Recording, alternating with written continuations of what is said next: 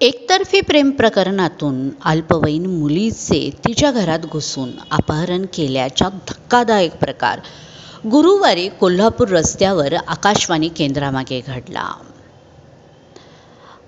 मुलीच्या आईने या घटनेला प्रतिकार करताच त्याच्यावर कोयत्याने हल्ला करण्यात आला. स्थानिक गुन्हे अन्वेषण व शहर पोलिसांनी या गुन्ह्याचा अवघ्या 12 तासात छडा लावून 5 संशयितांना कर्नाटकात अटक केली. तसेच मुलीची सुखरूप सुटका केली.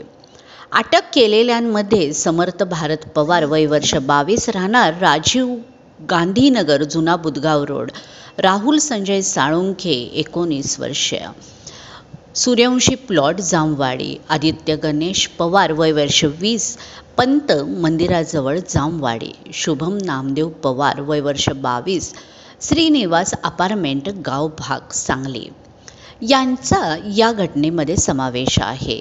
पण 5वा संशयित हा अल्पवयीन आहे.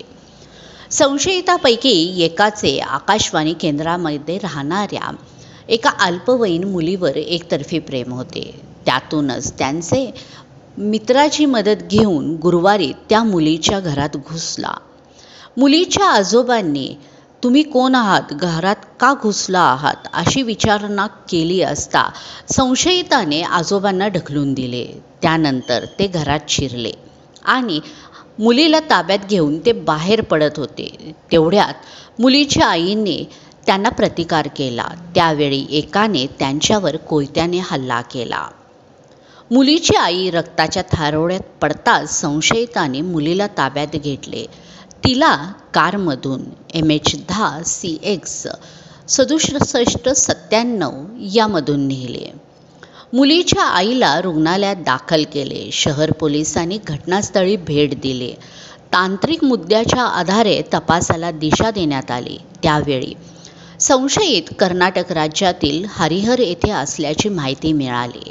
कर्नाटक पोलिसांची मदत घेऊन स्थानिक गुन्हे अन्वेषण व शहर पोलिसांनी संशयितांना पकडले.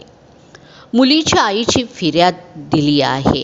पोलीस निरीक्षक सतीश शिंदे, अभिजित देशमुख यांच्या पथकाने ही कारवाई केली.